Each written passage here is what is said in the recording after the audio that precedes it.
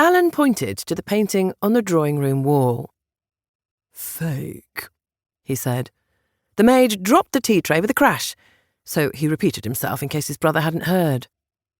"That painting, it's a fake, not a Rembrandt. It's no more Dutch than the devil, or perhaps the devil is Dutch." He shrugged. "I've always pictured him as an English aristocrat. Better the devil, you know, as they say." "Your devilry is my only concern of the moment." Geoffrey sat rigid in his chair, face as starched as his collar. "Lord Death?" "Death," corrected Alan absently, still eyeing the picture. He'd adopted his nom de plume 13 years ago, while a student at Oxford. The same summer their father died, and Geoffrey himself assumed a new name, Duke of Umfraville. All of Alan's enemies called him Lord Death. Geoffrey was as original as, well, that bloody Rembrandt.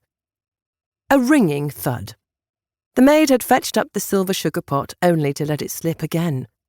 Judging from the sound and the sugar pot's location on the floor, Alan surmised that it had struck the edge of the marble tabletop on the way down.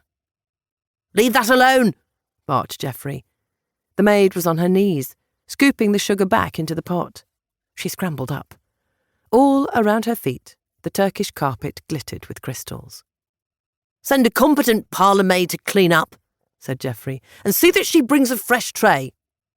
Alan leaned over the curved arm of the settee and felt for the teacup he'd seen bounce towards the flower stand.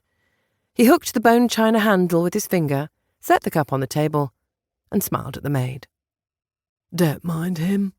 He tipped his head toward Geoffrey. "His dander's up about his sham masterpiece." Among other things, none of which pertained to a bumbled tea tray. Upon inspection, the maid appeared less mortified than Alan had expected. She was staring at Geoffrey with open hostility.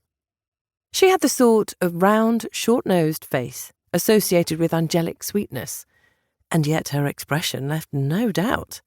There was more than one devil in the room. "Now," said Geoffrey, and the maid wiped her sugar-coated hands on her tea-splashed apron, turned on her heel, and marched out. "She's new." Geoffrey inspected his cuff, as though his very proximity to the mess might have left a smudge. "She won't last long." "I'm sure she won't," murmured Alan. Geoffrey and his wife Fanny went through maids and footmen faster than they went through flower arrangements. "In any case," Geoffrey lowered his hand with a frown, "you didn't call to discuss my domestics or my art."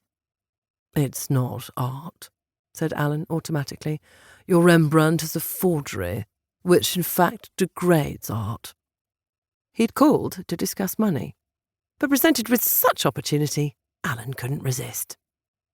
He unfolded himself from the settee and crossed to the painting, avoiding the scattered saucers and spoons. It was only a few paces, but he leaned on his stick, a slim ebony baton with a flared gold knob. A dress cane. The sort an antiquarian gentleman might tuck beneath his arm, brandish for emphasis, wield in menace. Combined with his side whiskers, spectacles, and velvet frock coat, the stick seemed a sartorial flourish. Its function was hidden in plain sight. Alan Death, the consummate persona.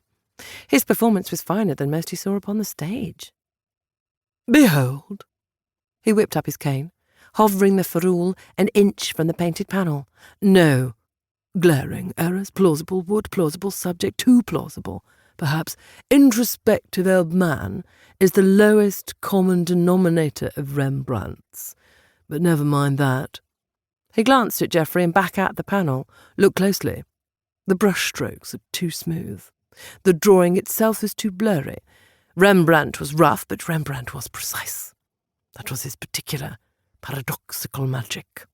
This picture has no magic whatsoever, because the forger, however talented a draftsman, painted to order, without a trace of vision." Geoffrey laughed. "Alan Death!"